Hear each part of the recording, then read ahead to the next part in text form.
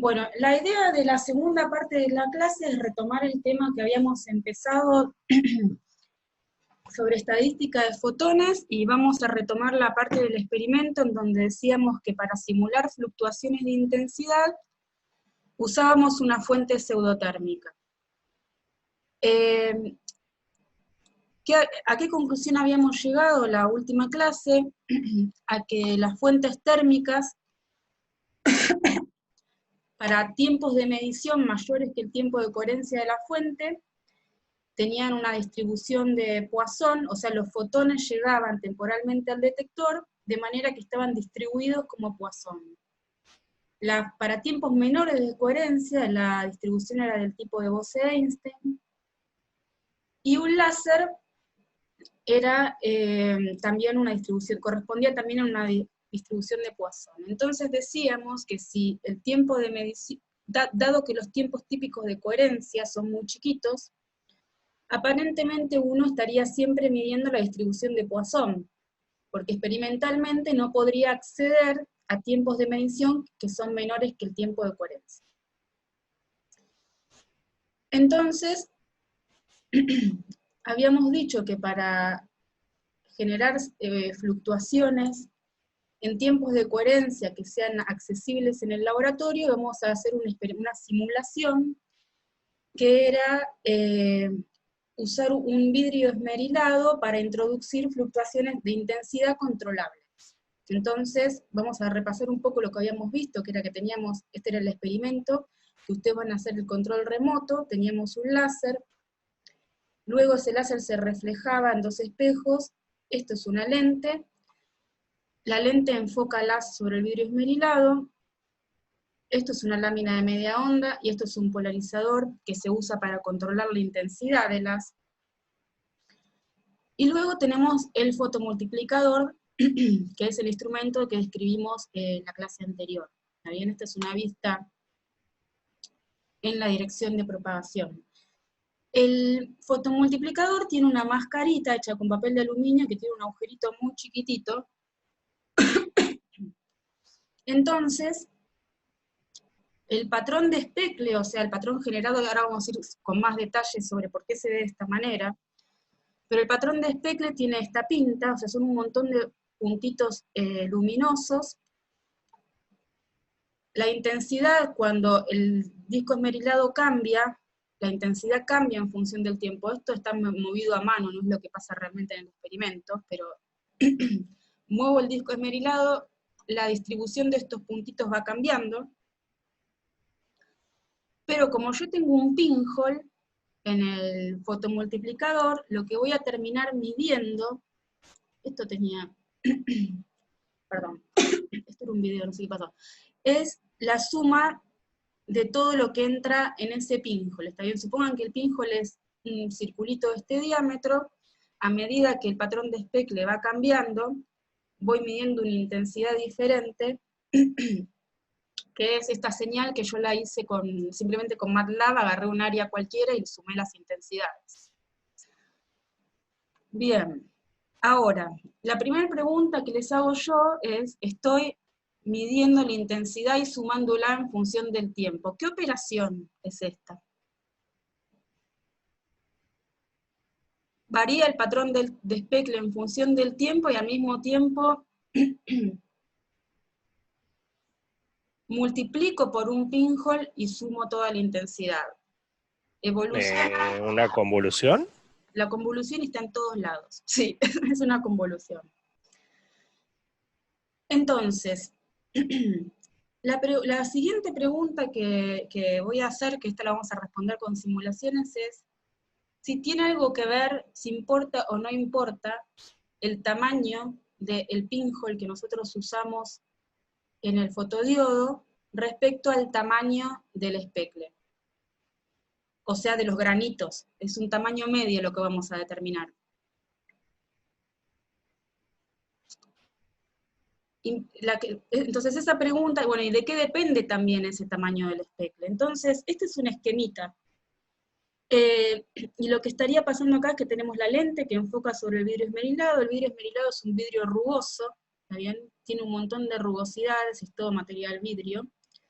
Este vidrio gira, y cuando gira, el haz va viendo una distribución diferente de rugosidades. ¿Está bien? Como la rugosidad es diferente, me va a cambiar la distribución de intensidad, ya les voy a decir por qué.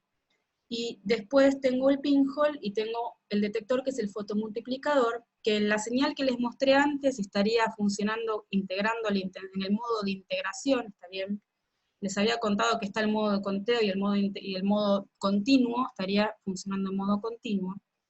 Entonces, lo que uno podría decir es que estimativamente, si yo tengo un tamaño medio de especle y conozco la velocidad tangencial del disco, el tiempo de coherencia va a ser del orden del tamaño medio de especle dividido la velocidad tangencial del disco. Entonces, por poner unos números,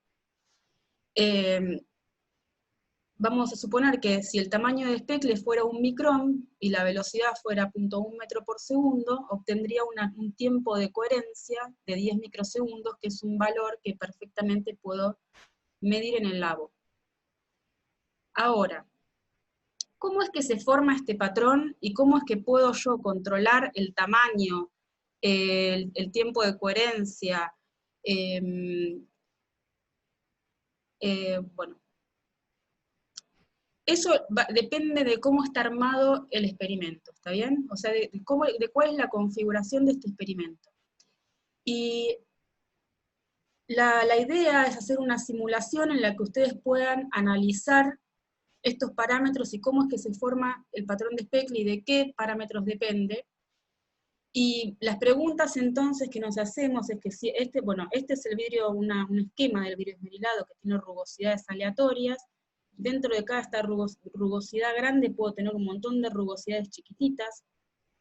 Y la pregunta es, depende de la altura, depende del tamaño del grano, o sea, de cuál es este tamaño medio, o depende de esta altura, depende de la distancia focal, depende del área iluminada, depende de la distancia entre el vidrio y el pin y el detector. Son muchas preguntas que podemos respondernos haciendo una simulación. En el labo lo que haríamos es manualmente cambiar estas distancias, hacer mediciones y estudiar estos parámetros. Bueno, lamentablemente no tenemos esa posibilidad en este momento, así que lo vamos a hacer estudiando algunas simulaciones. Bueno, ¿cómo se forma el patrón de especle? Bueno, supongan que tengo una onda plana que incide sobre el vidrio esmerilado, que tiene un montón de rugosidades. Y quiero calcular la intensidad que tengo en este punto P. Entonces, el haz que incida sobre esta rugosidad se va a dispersar, porque justamente la superficie es rugosa, el haz que incida más abajo también, y así, pero entonces al punto P van a llegar los haces que están en color azul. Como este es un frente de ondas de una onda monocromática, por lo tanto es coherente, la suma de las intensidades me va a dar un patrón de interferencia. Lo que pasa es que las fases con que llegan todos estos haces al punto P son aleatorias, tan aleatorias como lo es la rugosidad de la superficie. ¿Está bien? Con lo cual, finalmente lo que obtengo es este lindo patrón de puntitos brillantes. ¿Cómo vamos a hacer la simulación? Vamos a hacer un montón de... Vamos a resumir un montón y vamos a simplificar mucho este cálculo. En este cálculo lo que habría que tener en cuenta son todas las reflexiones, todos los scattering en los puntitos. No vamos a hacer eso, vamos a hacer un modelo muy simplificado, en el cual escribimos la transmisión de la onda como los desfasajes que adquiere por recorrer estas distancias h de xy, que son aleatorias, ¿está bien?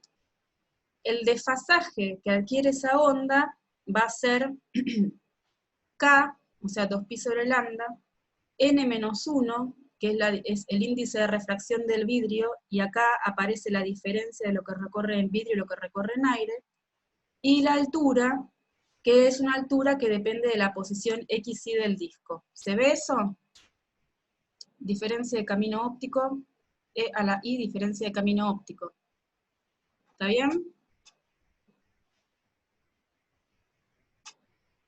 A ver. ¿Qué es el N-1 que aparece ahí? Índice de refracción Ah, está bien, perfecto. menos el del aire.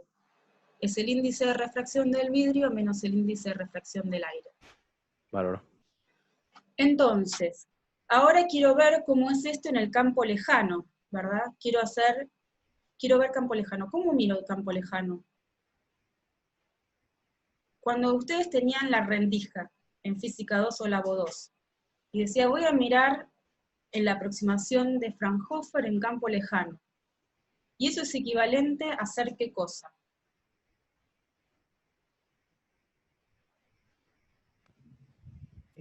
No era que el ancho de la abertura sea, o sea, la distancia entre la abertura y la pantalla y el ancho de la abertura. Había que tener en cuenta esa relación, que o sea, la distancia de la abertura a la Claro, pantalla esto sea es mucho para que estemos, mayor sí. Eso es para que que estemos en campo lejano, ¿no? Queríamos que la sí. distancia de la pantalla sea mucho más grande que el tamaño de la apertura. Ahora, había un truco que usaban ustedes. Decían, hacer eso es equivalente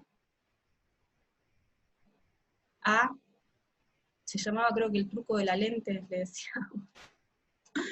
A ver, hay respuestas, hay respuestas. Sí, poner una lente, lentes dicen. Ujú. Muy bien, lentes. ¿Y dónde pongo la lente y dónde pongo la pantalla?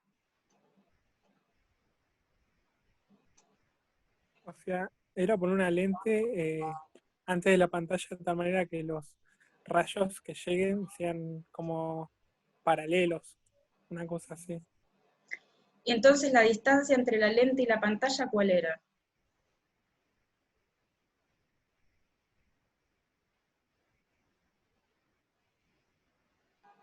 No recuerdo.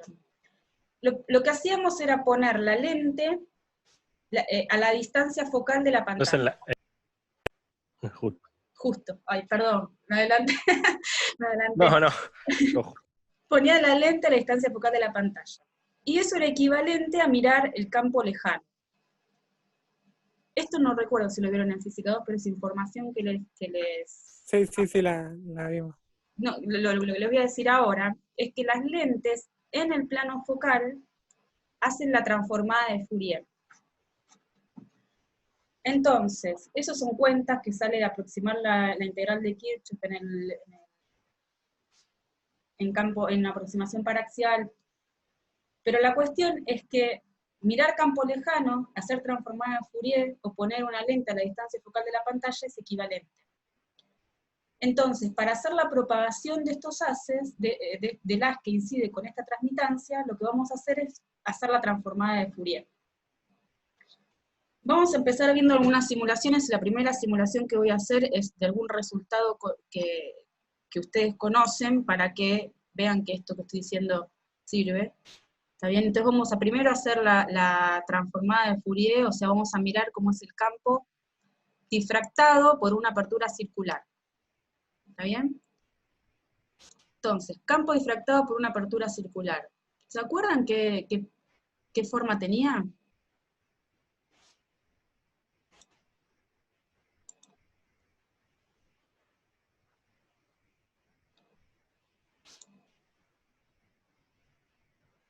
¿No? La verdad que no, pero... ¿No? La difracción por una apertura circular, ¿no? Puede ser tipo círculos de intensidad cero, intensidad algo, así. Claro, Eran como, sí, como círculos concéntricos. sí. Yo estoy mostrando, ¿qué pantalla? ¿Estoy mostrando el MATLAB o estoy mostrando el PowerPoint? PowerPoint ahora. Ah, esperen que vuelvo al PowerPoint. Sí, eran círculos concéntricos que eran los anillos de Airy. Entonces acá hay un pequeño resumen. La difracción por la apertura circular eran estos círculos concéntricos y el primer mínimo caía en 1.22 lambda sobre diámetro de la apertura. Entonces vamos a ir al MATLAB, a ver qué eso... A ver, ahora sí, miran MATLAB. Sí, a ver, sí. Bueno, a ver, déjenme correr esto un minuto. Esto viene después.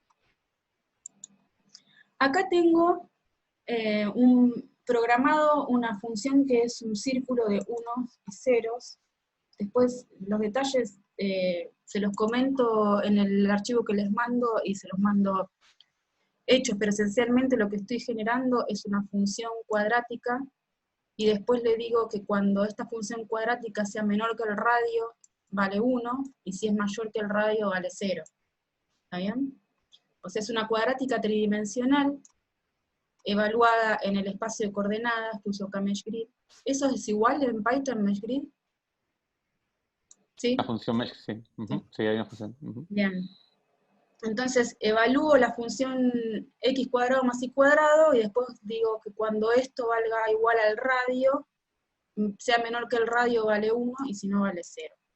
Entonces acá Ahí, sí. perdón, que ahí Gonzalo Álvarez en el chat, no sé si ya lo leíste, decía que son funciones de Bessel. Son funciones de Bessel. Efectivamente.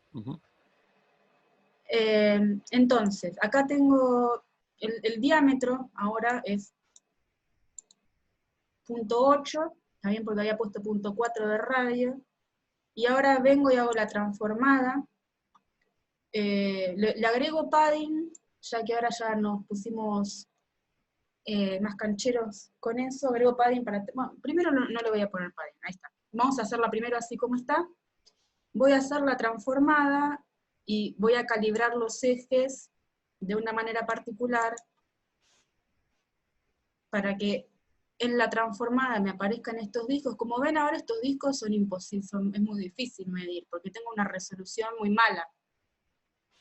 ¿Está bien? Entonces lo que voy a hacer ahora es padding, y ahora padding no me va a cambiar la resolución porque la máscara tiene ceros afuera. Entonces agregar más ceros no me va a cambiar, no me va a cambiar la transformada. Entonces voy a agregarle padding, pongo 1000, por ejemplo, y ahí tengo unos lindos anillitos. Y en estos lindos anillitos voy a hacer un zoom y voy a medir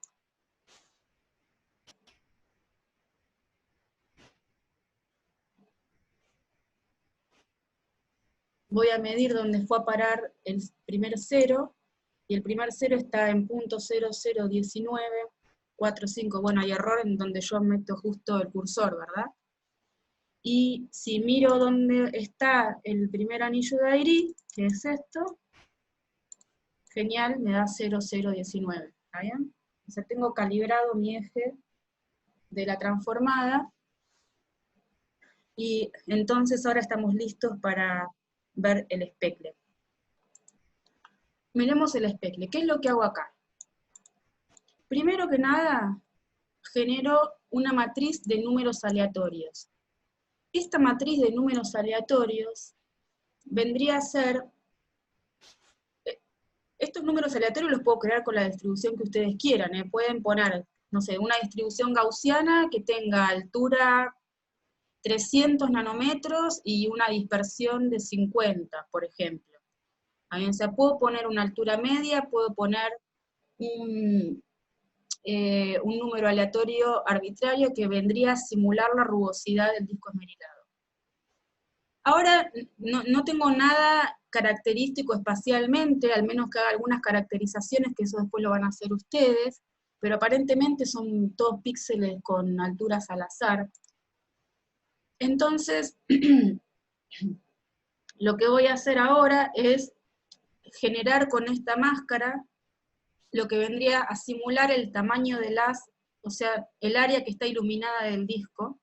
¿Sí? Es la misma máscara que usaba antes,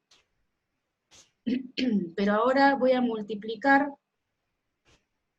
la transparencia, o sea, la máscara transparente. No dije una cosa. La transparencia está armada como una fase, también es E a la I 2pi por el número aleatorio. ¿Está bien? Acá le faltaría poner el índice de refracción -1, pero vamos a ir con más detalle, un poquito más, en la próxima cuenta, ¿está bien? Ahora vamos a hacerlo como más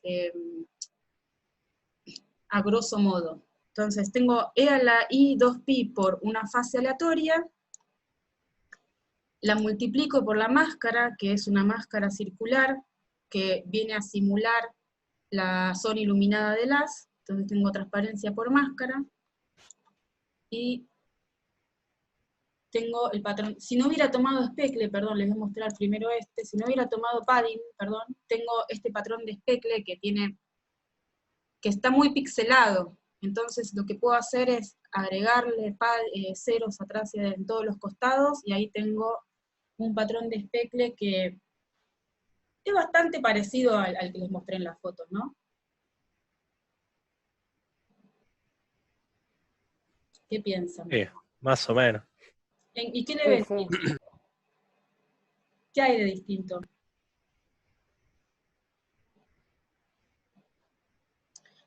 No sé, No sé. No, es similar. Está muy mostraste. difuso, o sea, y los colores, o sea, no, pero los colores, esto es un pseudocolor, o sea, podría ponerle que grafique en rojo, pero no sé cómo hacerlo. pero me refiero a la cantidad con la imagen que mostraste antes, ¿A la cantidad de qué? de cuánto hay de azul, cuánto hay o sea, es como, parece un degradé de cosas, entonces es muy difícil definir comparado con lo que habías hecho antes, que se veía bien texturizado. No sé, no me sale. No ¿Qué sé podríamos hacer para hacer una caracterización y comparar con el patrón de speckle que les puedo mandar las fotos que sacamos en el labo? Una pregunta. Acá, los puntos amarillos, porque tenés amarillos, verdes y azules. Los amarillos los estarías considerando como que son más profundos, o sea, como que fue impactado el vidrio con pellets más gruesos, para poder hacer significado. Esto no es el vidrio, este es el patrón de... Comparándolo con el vidrio, digamos, es considerado como que es algo de mayor profundidad. O sea, yo porque lo veo semejante a lo que es el esmerilado ese. Déjame agregarlo. Yo considero que estos son como pellets más gruesos con que fue impactado sobre el vidrio, y lo verde es con pellets, digamos, más finos.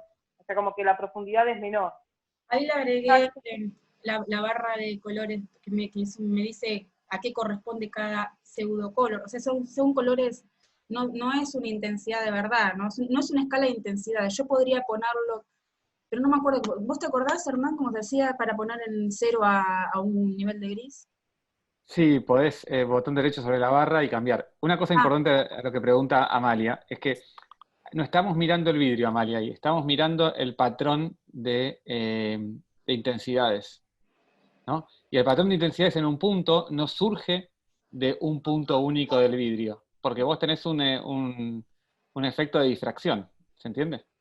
Entonces, de la misma manera que la luz que llega a un punto digamos, de una imagen después de pasar por una lente, pasó por todos los puntos de la lente, acá la luz que llega a un punto de la pantalla, digamos, viene de sumar un montón de puntos distintos de vidrio. ¿Se entiende? La verdad es que cuando yo hice el esquemita puse las flechas que vienen de cada punto y seleccioné de que de todos los puntos llega una flecha azul al punto de mido. Entonces, es cierto lo que decís vos, que dependiendo del tipo de granos que tengas en el vidrio, si los granos son más gruesos, más finos, tienen mayor cambio de densidad, menor cambio de densidad, la imagen va a ser distinta, eso es cierto, pero lo que no es cierto es que pueda hacer una identificación unívoca de un punto de la imagen a un punto del vidrio. ¿Sí? Hernán, ¿cómo es que se hace que no lo encuentro? Botón derecho sobre eso, el lookup table o color map, no me acuerdo cómo se llama ahora. Sí, color map lo pongo en la línea de comandos, pero no encuentro... Era color map, le pongo que color map grayscale debe ser. Display style me parece que se llama ahí. Ah, espérate, que pruebo con esto. A ver si es.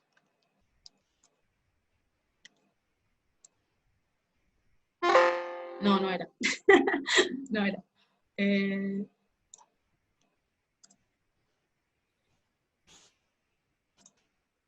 Display style, acá. No. Bueno, ahora te lo busco y... Bueno, igualmente vos fíjate que estos son colores, que azul significa 0 y amarillo es 120, y en el medio tenés una escala que es una escala ficticia, pero esto habría que dibujarlo en realidad en niveles de gris, y eso se correspondería con una intensidad, ¿está bien? Entonces, Color map gray es, Gaby. Gray, Color map gray, sí. así Es lo que se llama sí, dentro de color color map. map. Ah, Color map. Es lo que se llama, Amalia, un lookup table. O sea, a cada valor se le asigna un valor de color. Ahora no me digan que no es rojo. Blanco es rojo, blanco es rojo. A ver. ¿Qué dicen? Color map gray. Ah, bueno, vos. Sí. Bien. Bien, entonces, con este programita lo que puedo hacer es ver qué pasa si yo cambio el tamaño de iluminación, por ejemplo. Entonces, en lugar de poner una máscara de 0.4, le voy a poner una máscara de 0.1. O sea, la máscara es más chiquita ahora, la zona iluminada es más chiquita. ¿Y qué pasó con el speckle?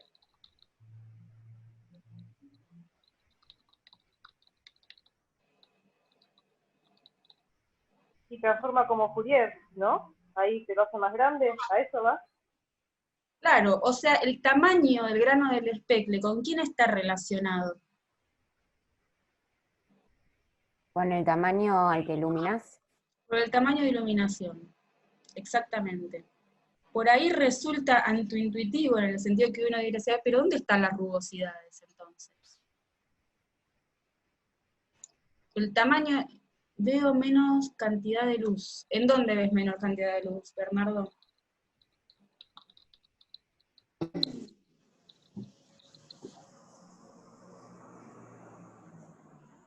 Menos cantidad. Ah, pero la escala es la misma. Estoy siempre mirando entre menos 0,03 y 0,03. O sea, estoy tomando siempre el mismo tamaño de imagen. O sea, no es que estoy haciendo un zoom, está bien, no estoy haciendo un zoom, estoy calculando en el mismo tamaño de imagen cuál es el patrón de speckle. Entonces vamos a cambiarlo de vuelta, ahora lo voy a poner más grande, 0,9. Ahora es enorme. ¿Y ahí qué pasó?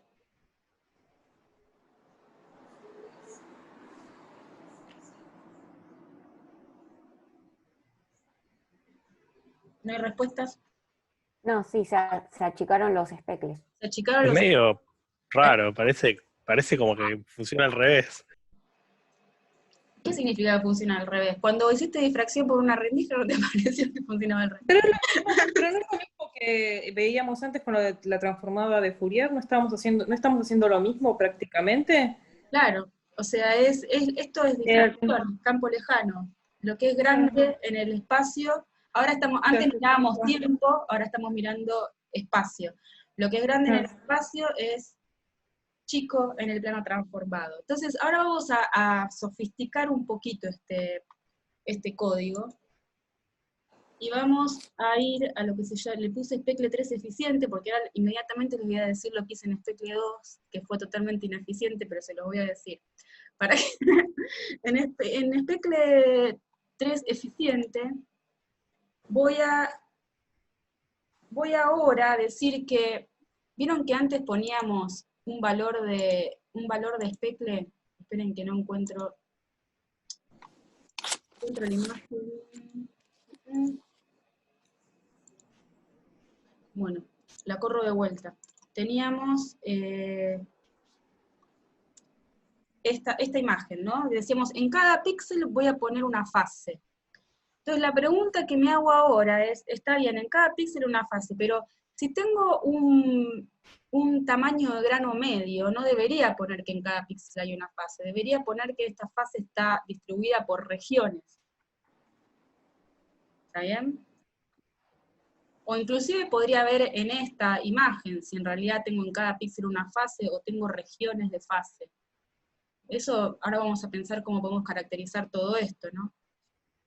Pero vamos a decir ahora que voy a poner una fase constante en distintas áreas de la imagen. La forma más fácil que tengo de hacerlo es, o la que se me ocurrió, que podría ser otra, ¿no? Si se les ocurre a ustedes algo mejor, seguro está bienvenido, pero voy a generar una matriz en donde voy a poner fases constantes en áreas circulares. ¿Y cómo voy a hacer eso?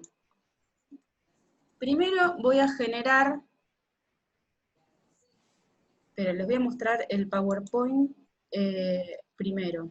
El PowerPoint está acá. No, esto es FGT.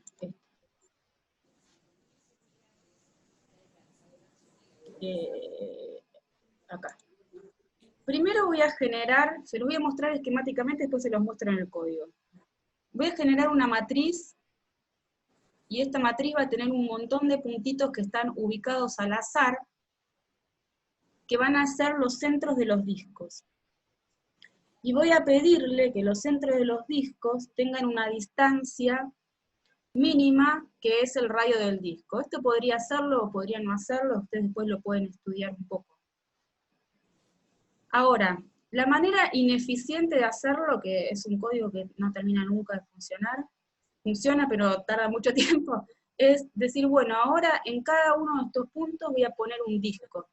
Y voy a programar en cada uno de estos puntos un disco de la misma manera que generaba la máscara, o sea, haciendo x cuadrado más y cuadrado y limitando al radio.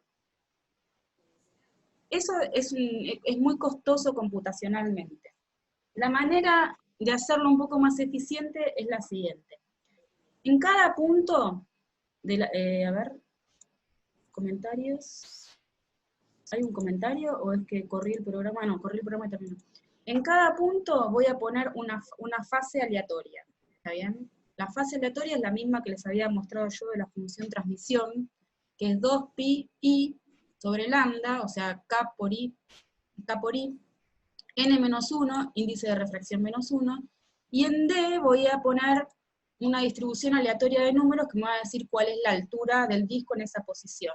Y ahí ustedes pueden probar una gaussiana, una constante más una random, más un uniforme, una Poisson, si quieren, pueden probar lo que quieran y ver qué pasa. Entonces, si en cada puntito tengo la fase, lo que puedo hacer ahora es generarme un disco de altura 1 de base 0, que este disco va a tener un número de puntos mucho menor que el tamaño de la matriz que yo voy a calcular, ¿está bien? Entonces, en lugar de generar un disco en cada posición, lo que voy a hacer es hacer la convolución de este disco, que tiene radio R, que es el tamaño del grano que yo quiero poner. La convolución de este disco con toda esta matriz, la voy a barrer toda, y entonces en cada lugar donde tenía un valor de fase, ahora me va a aparecer todo un disco con esa fase. ¿Se ve eso? ¿Se ve o lo repito? O sea, Yes. decís que para cada puntito le asignás una fase y que la distancia sea por lo menos ese radio y después le cambiás todos los puntos dentro de ese radio a esa fase. Claro, pero esa es la forma ineficiente. Si yo agarro y a todos los puntos le pongo un radio y le pongo una fase, eso es un montón de cuentas. Les voy a pasar los programas hechos de las dos formas. Esas son muchas cuentas. Lo que voy a hacer, mira, voy a agrandar esto que tengo acá. Lo voy a agrandar así. Esta matriz puede tener el tamaño de tu disco, del disco esmerilado que vos quieras. Esto es una matriz muy chiquita que solamente tiene el disco de altura 1, base 0, y puede ser, no sé, pueden ser 20 píxeles si quieren, o menos, pueden ser 5 píxeles, con tal que contenga al círculo que ustedes quieren usar, alcanza y sobra. Entonces ahora, lo que voy a hacer es la convolución de esta matriz chiquitita con la matriz grande. Entonces, pongo acá, multiplico. Piensen que acá los puntos están muy juntos, o sea, en realidad en proporción esto sería así. Porque lo que dije es que los puntos van a estar separados en 2 radios, ¿no? O sea que nunca voy a superponer, lo voy a agrandar más, nunca voy a superponer este disco con otro, ¿está bien? Y lo que voy a hacer es desplazar, multiplicar y sumar. Desplazar, multiplicar y sumar. Desplazar, multiplicar y sumar. Desplazar, multiplicar y sumar. Y así recorriendo toda la matriz. ¿Está bien? Eso es la convolución. ¿Se ve? tengo, ups, se me fue, ¿estoy compartiendo o se cortó la...? Ahí se acaba de salir. Sí, se salió. No sé por qué, no sé qué pasó. A ver, vuelvo. Ahí está. ¿Se ve o no se ve? ¿Se acuerdan que ustedes tenían el peine de deltas? Y decíamos, bueno, tenemos la transformada, que es una función acotada, y para calcular cómo es en el espacio transformado, lo que hago es la convolución de esta función que está acotada en frecuencias con el peine de deltas, ¿verdad? ¿Se acuerdan de eso? Ahora con lo mismo, tengo un peine de deltas, solamente que estas deltas no son deltas que van de 0 a infinito, sino son deltas que van de 0 a una fase, un número complejo. Y si agarro y hago la convolución con este disquito, lo que voy a lograr es que en cada posición voy a poner el disco, pero este disco ya no va a tener altura 1, sino que va a tener altura el valor de la fase. ¿Se ve? ¿O no se ve? Les voy a mostrar el resultado, pero esto es análogo a lo que charlamos sobre la transformada de Fourier, así que piénsenlo, si se ve, dice Diego. Vamos a los cálculos con el MATLAB. ¿Dónde está? Acá. Bueno, yo acá puse muchos puntos, ¿está bien? Puse un montón de puntos. Y dije que el radio sea 3. O sea, va a ser un disco, la verdad que muy poco definido, pero va a ser un disco al fin. Y lo que hago en esta parte del código es hacer que los puntos que... Yo genero primero números aleatorios, ¿está bien? Genero cualquier número aleatorio. Y con esta parte del código lo que hago es elegir los que están a distancia mayor que 2 veces el radio. Y después lo que hago con esta parte es que en cada uno de esos datos que me quedaron le voy a poner una fase aleatoria. Y ahora la fase es número complejo, 2pi, índice de refracción del vidrio le puse 1.5 menos 1, era lo que teníamos antes. Y acá puse una distribución normal, en donde le puse media 300 y dispersión 300, y todo esto ustedes lo pueden cambiar y jugar y hacer lo que quieran. Entonces, ahora voy a hacer este cálculo. Esperen que hice el IVA ahí porque tenía la figura 2. Voy a poner figura 45. Ahí está, ahí parece que no hubiera nada, pero si yo agarro la lupa y me acerco, lo que tengo son fases aleatorias. Bueno, esto es, estoy mirando acá, sí, el ángulo, ¿está bien? Tengo puntos con valores distintos de números complejos. Acá estoy graficando. No estoy seguro si se está viendo, me parece. ¿Cómo? No estoy seguro si se está viendo. No, la figura 45 no la estamos viendo. ¿Y ahí? ¿La ven? No, tampoco No, creo vemos. que no. Ah, sí, ahí sí. Ah, y ahora ahí sí. no. Ahora sí. Bueno, entonces acá se ve todo verde, que es todo 0, pero si yo miro con más detalle, tengo otros datos, ¿ven? Que tengo estos puntos aleatorios que...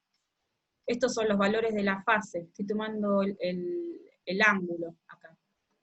¿Está bien? O sea, acá le puse en cada valor, en cada posición de aleatoria, le puse un número aleatorio, que es la fase que yo quiero que tenga cada disco después.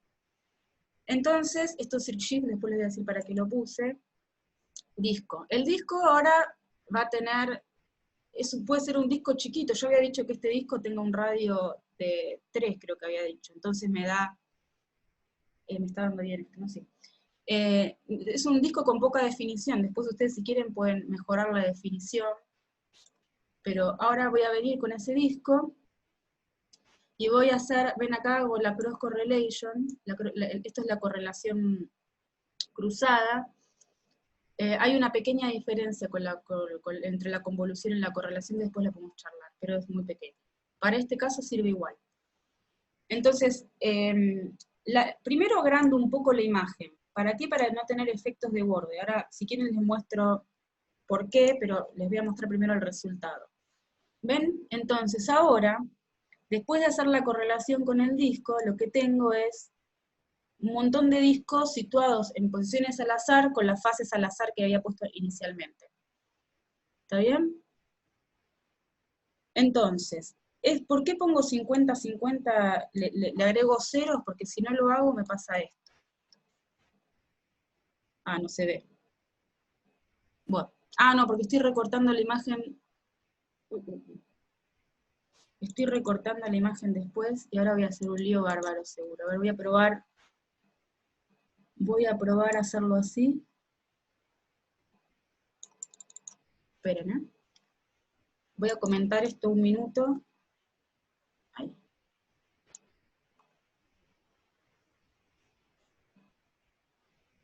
Bueno, no se nota ahora, porque puse, bueno,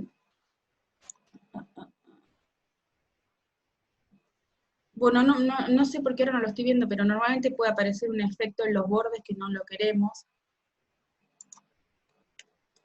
y queremos lo que pasa dentro de la matriz, pero acá hago la correlación y grafico el ángulo, o sea la fase directamente. Tengo todos estos circulitos. Entonces ahora tengo que, me estoy perdiendo dónde puse que era E a la I de intensidad, esperen un cacho que no lo encuentro.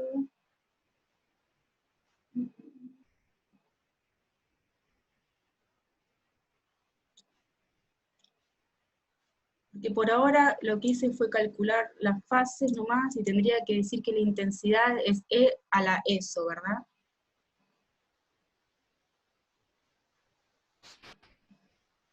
Me lo perdí, esto es el disco.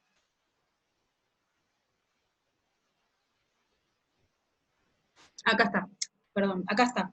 Una vez que hago la convolución, tengo que decir que la función transmisión es la exponencial de esa fase. Eso lo hago acá. Y después multiplico por 2,55 para que no sea una matriz de 0, sino que sea una matriz de transmisión. ¿Está bien? Multiplico por el valor máximo. Entonces, esto sería nuestro disco, y ahora vengo a la máscara que me dice cuál es el área iluminada. La máscara ahora la elijo de radio, el diámetro de la máscara ahora es este. Es 360 micrones. Y voy a ponerle un pad para tener buena resolución, eso ya lo vimos, así que no lo repito. Y lo que voy a hacer es calcular entonces la transformada de Fourier de la intensidad por la máscara. Y lo que me encuentro es esto, ¿no? ¿Y qué pasa acá? Tengo un punto, que no es lo que quería.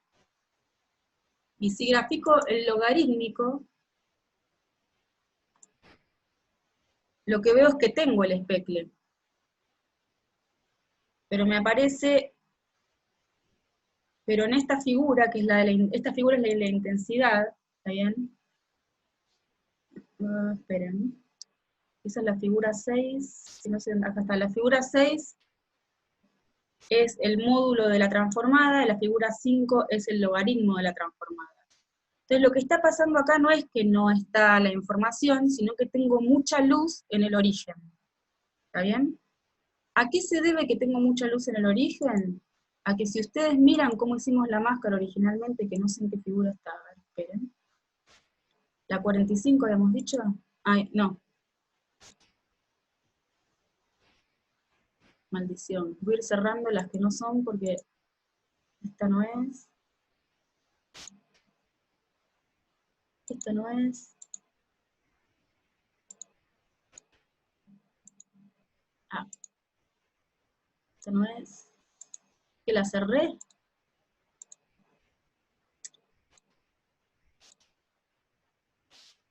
Sí, la cerré. Bueno.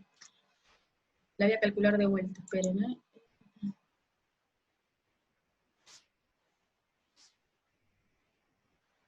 Ay.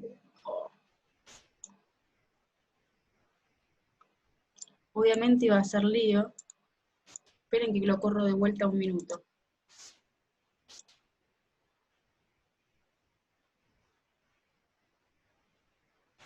Bueno, mientras se ejecuta eso, muestro estas dos imágenes que entonces tenemos la intensidad y el logaritmo de la intensidad. Lo que vemos entonces es que todos estos valores que están acá alrededor son muy bajitos, y este valor del medio es muy alto, entonces queda enmascarado en la imagen de intensidad. Y eso es porque la cantidad de luz que sigue derecho, o sea, que no se dispersa por todos los granitos que ustedes ponen, perdón, o sea, que no hay en todo el área del disco granitos para dispersar luz, o sea, que hay luz que está siguiendo de largo, y hay luz que se está dispersando. La luz que está siguiendo de largo va a ir a parar al centro del patrón de difracción.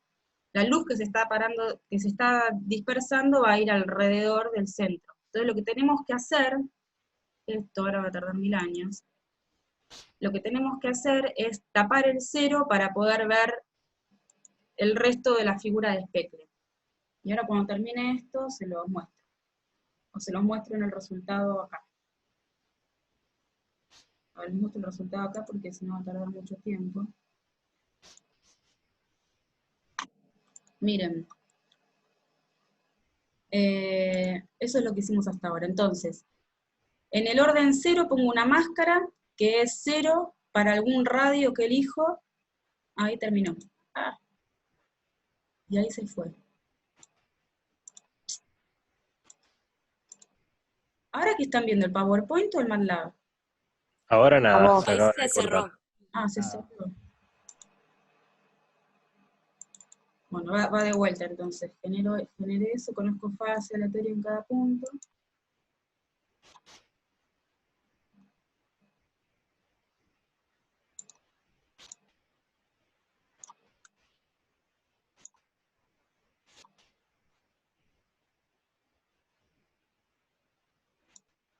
Ah, esta era la que le quería mostrar. Esperen.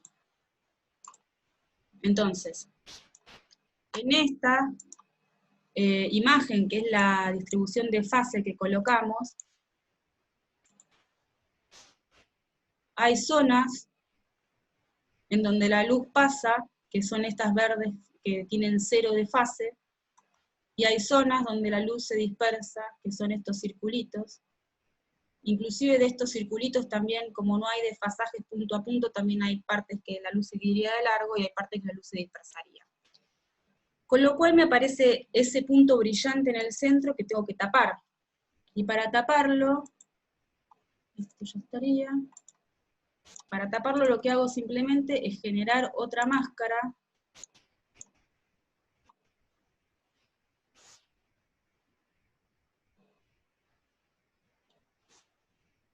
Y esta máscara le pongo un radio chiquitito, ¿está bien? Es una máscara que es 0 en el medio y 1 alrededor, ¿está bien? O sea, tapa el 0 y deja pasar el resto.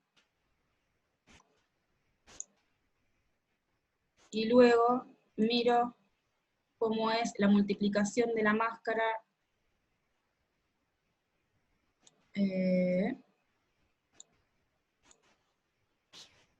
Maldición.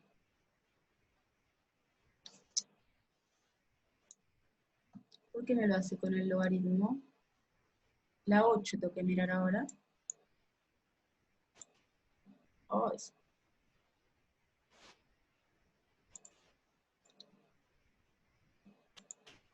no sé por qué me saca de... Cuando comparto me expulsa esto.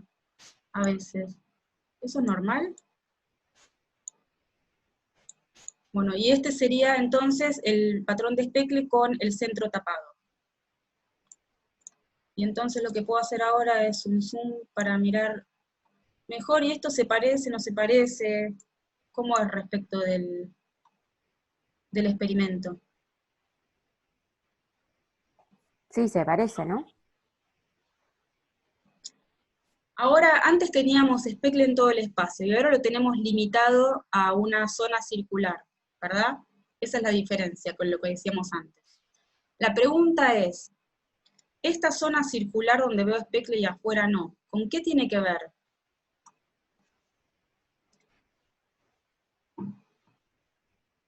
¿Se imaginan? Antes decíamos, el tamaño del especle tiene que ver con la zona iluminada.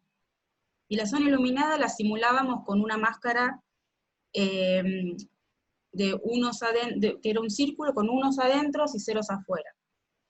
Ahora, ¿qué cambió? Cambió que pusimos, en lugar de números aleatorios píxel a píxel, pusimos una distribución de circulitos. ¿Está bien?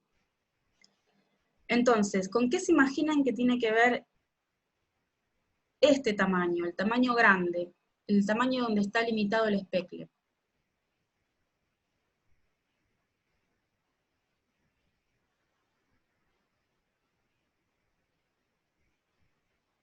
Se lo voy a dejar para que lo investiguen ustedes con los programas. Lo que me gustaría ver ahora es cómo vamos a caracterizar.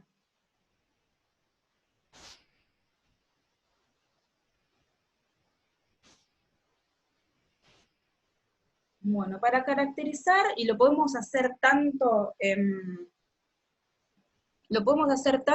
la distribución de alturas, ¿está bien? O sea, en la máscara de fase que ustedes generaron, como en la distribución de especle.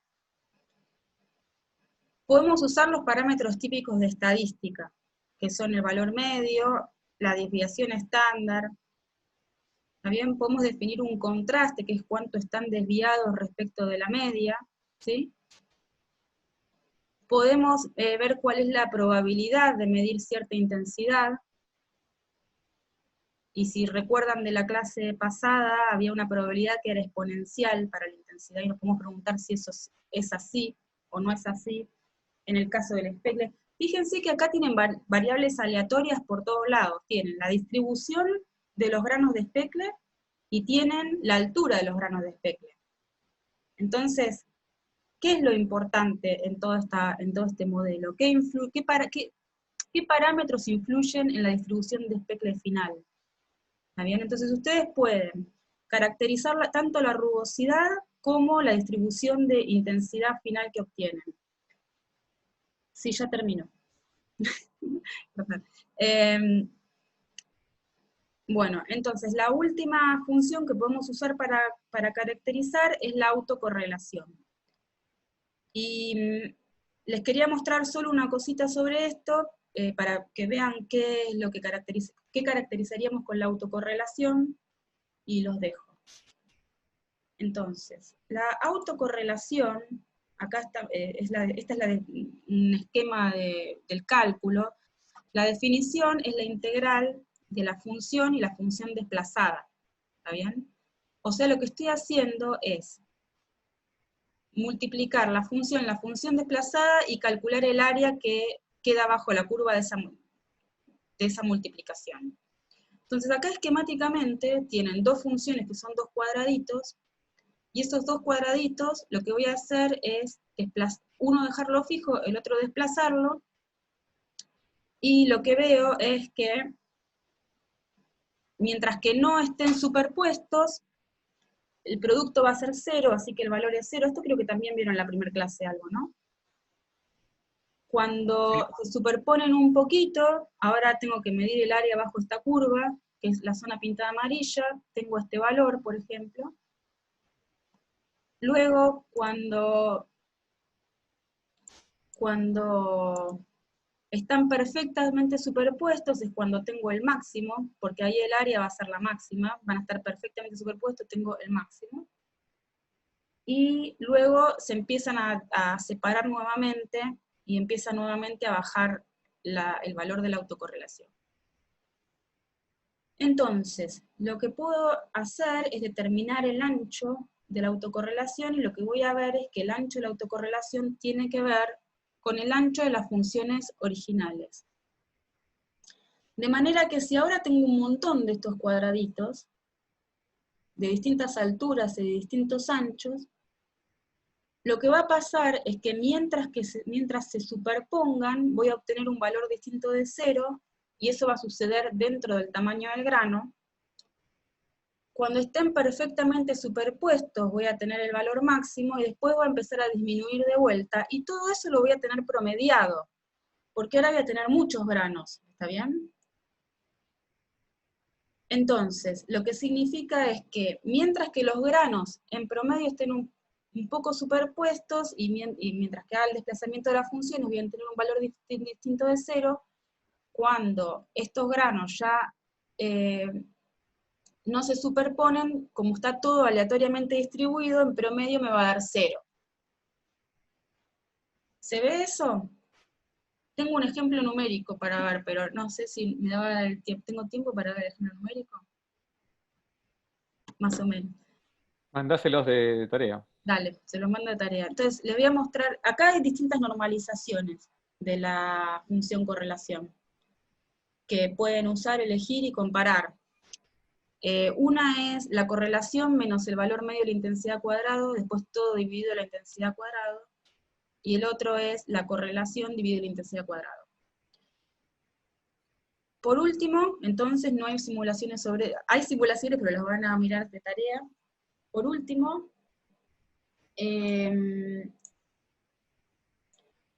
son dos ejemplos. Una en que las fluctuaciones están más separadas que en el otro caso, pero en ambos ejemplos la intensidad se mantiene igualmente distribuida. O sea que si miro el histograma de intensidades, lo que veo acá es que ambos gaussianos para este tipo de distribución, la altura es la misma, el ancho es el mismo, o sea, no cambia. Si yo miro la distribución de intensidades, no puedo distinguir a estas dos fusiones por su distribución de intensidad, ¿está bien? En cambio, si yo miro la autocorrelación, lo que veo es que en el caso que están estas fluctuaciones más separadas, la autocorrelación es más ancha que en el caso de que están las fluctuaciones más juntitas, donde la autocorrelación es más juntita. Es más finita, ¿está bien? Entonces, me sirve la autocorrelación para ver el tamaño de las fluctuaciones a lo largo del eje X, y el histograma de alturas me sirve para ver cuál es el tamaño, la distribución de alturas a lo largo del eje Z en este caso. ¿Está bien? Entonces, bueno, piensen cómo harían para simular ahora que este patrón de Speckle varía en el tiempo.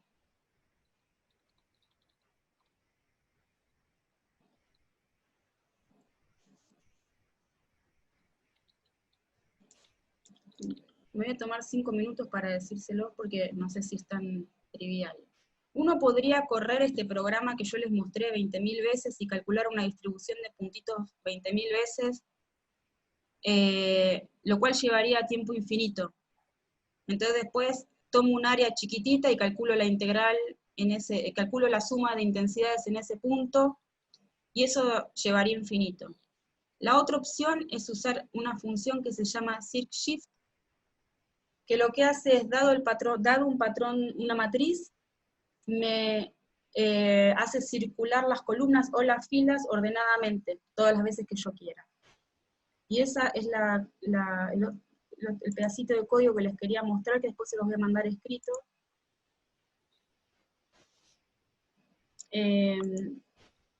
Esperen que lo encuentre y les muestro acá. No.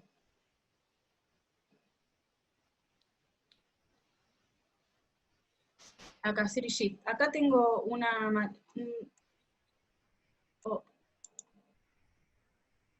le tengo que poner otro nombre, porque si no...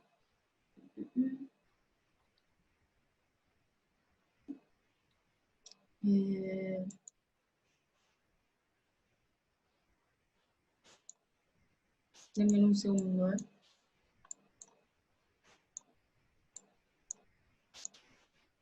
Sí, esta es, entonces vamos con F, ahí está, acá tengo. Entonces, este es un pedacito de la matriz de los puntos, con las distintas fases, y esta del costado es una matriz a la que le hice circ-shift, ¿está bien? 20, una vez en uno de los, no se ve, ¿no? Porque está puesto...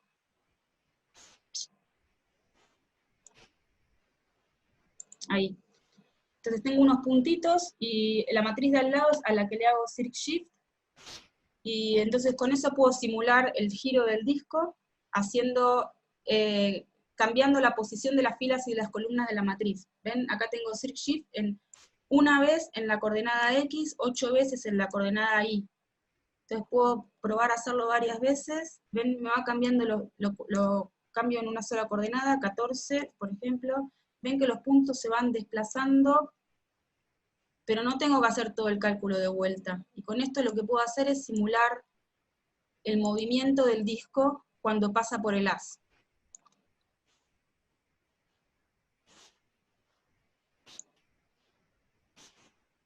¿Podrías aplicar una matriz de rotación a todos los puntos? Sí, podés hacer eso, pero eso te va a llevar... Bernardo pregunta si podría aplicar una matriz de rotación a todos los puntos.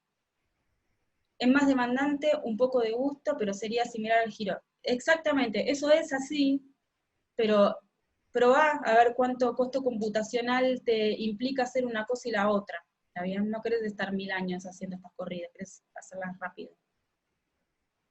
¿De cuántos son las matrices? ¿Cuáles matrices? ¿Las matrices que estoy mostrando acá o las originales? ¿Pero a qué matrices te referís?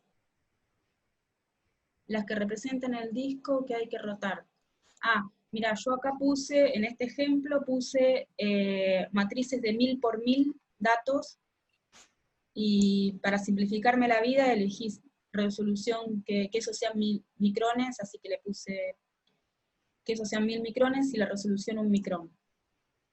Pero después vos tenés un área más chica iluminada, ¿no? Así que finalmente la cuenta de la transformada, bueno, tenés menos datos, pero después le haces el padding, así que agregás datos. Sí, 1000 por 1000. En ese puse yo 1000 por 1000. ¿Alguna otra pregunta? Yo tal vez agregue una cosa, Gaby, que Gaby va a subir estos programas, ¿no? Sí. Al sitio. Y una buena manera de entenderlos, obviamente es correrlos, pero si alguno quiere pasarlos a Python como forma de aprender, ¿sí? Tal vez es una buena manera, con gusto ustedes los van pasando y nos van compartiendo en el foro, y nosotros se los vamos corrigiendo. Es una buena manera de entender qué hace cada parte, ¿sí? Y yo puedo hacer lo siguiente, puedo agarrar estos programas, pasarlos, ponerlos en un PDF y comentar cada línea para decirles qué es lo que están haciendo, entonces ustedes como ejercicio lo programan en Python. ¿Parece bien así?